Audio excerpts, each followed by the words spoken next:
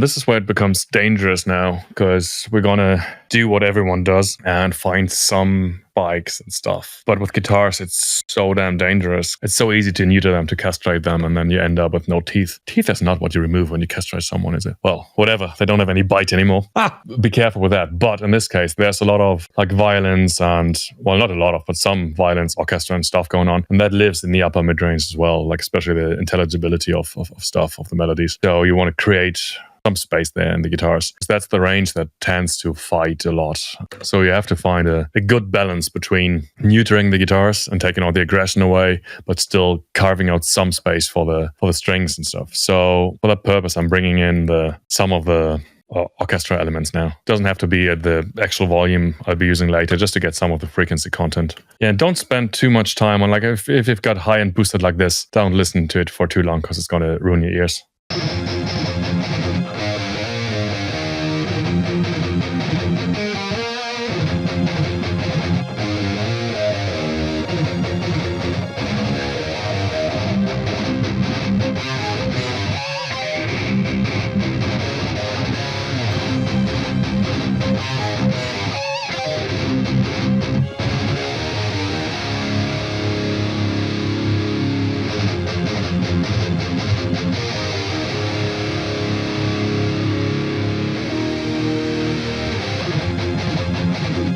See how much space this one eats?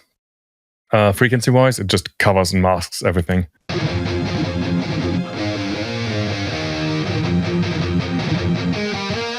Yeah, don't want to go too far, just a tiny bit. So let's just take this in and out of bypass.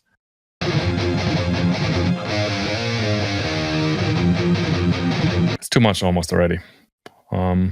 See, this is, I'm not pulling like 10 dBs. This is 1.2 dB. This is stacking up a little bit much, maybe.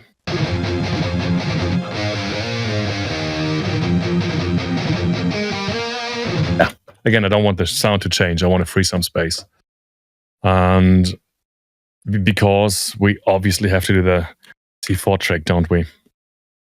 So now I'm getting to this dual mono versus stereo thing. I put them on a stereo track, but I want the compressor to react to the low mids now, the chugs, like the typical sneap thing we all do. Like, it's even called sneap guitars. I could use that, but let's do something else. Let's use the Pro multiband one. Just so we use something different. Same thing. I've got one band active. Probably won't have to go into this too much because everyone's doing it, right? That's the band I'm looking for. And it gets compressed just on the chugs. To have a tighter sound. Since I don't want the left guitar to be ducked when the right guitar is playing like a chug, like a palm mute, it's important. Like if you do this, like I'm doing it and putting it on a stereo track, anything that's dynamic, saturation or whatever, unless you wanted to affect both sides, use a multi-mono plugin rather than the multi-channel stereo plugin. That's something to look out for if you're doing this.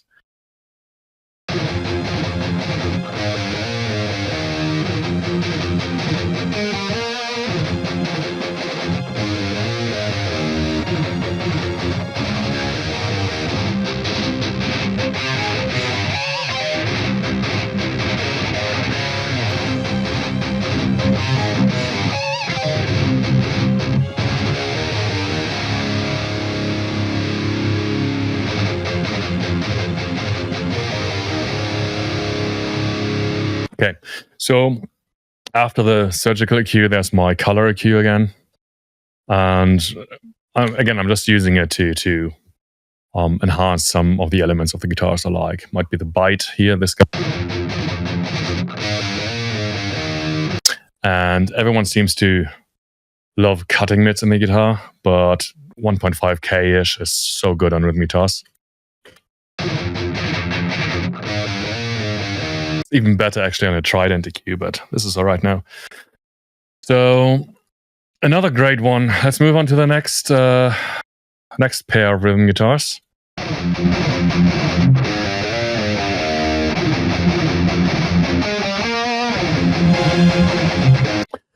So if you want to plug in, see, this is a plug for a plugin now that does all the things we just did with 3 plugins. A very great one is the Cornet, the amplified instrument processor, because it's got all these functions in one plugin and it sounds fantastic.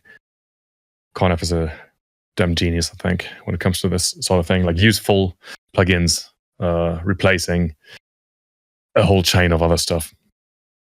So that's the amplified instrument processor. And if you click on the little logo, you get into the section where you can actually have the dynamic processing for the low band. So let's see.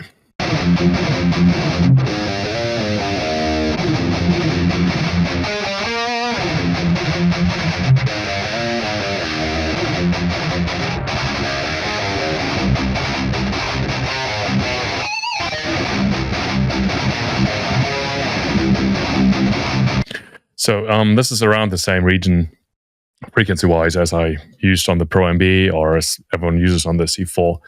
But this is, well, in this plugin. Without.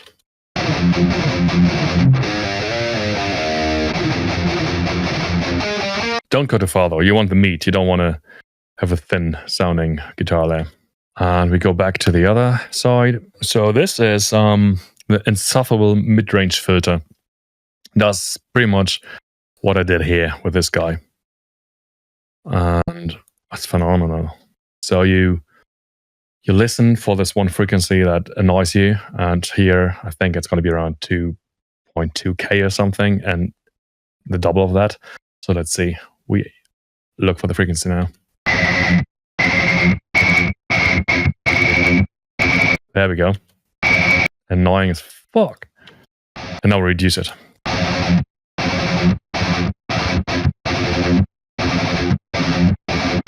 And if you go to the 2 here, you get the octave as well.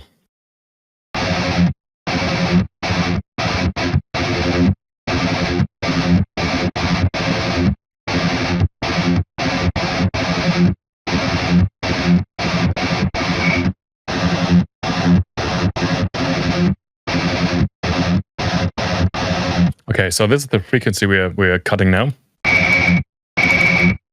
Actually, I don't want this to be random.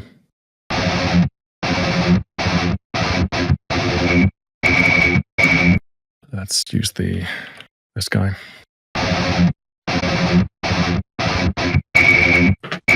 That's annoying, isn't it? So yeah. Then I go, once I found this, I just reduce it until it's not annoying me anymore, but I don't want to neuter the sound.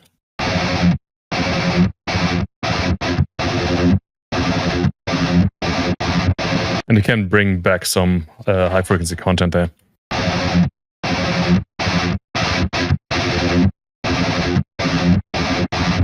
You've got your high and low pass filters.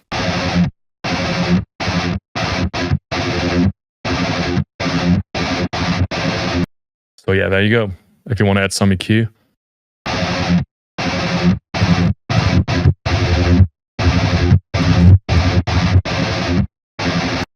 So that's a neat plugin to do all these things in one plugin.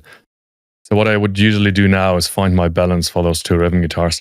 Again, there's different approaches for this. Sometimes I'm using sounds that are entirely different, that augment each other or complement each other.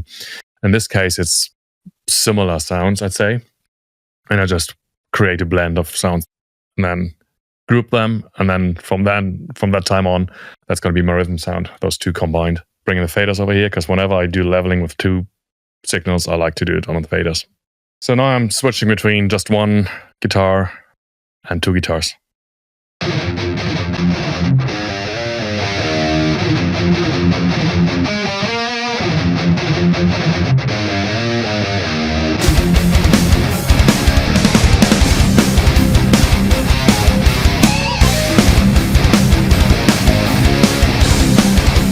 It's good enough for now.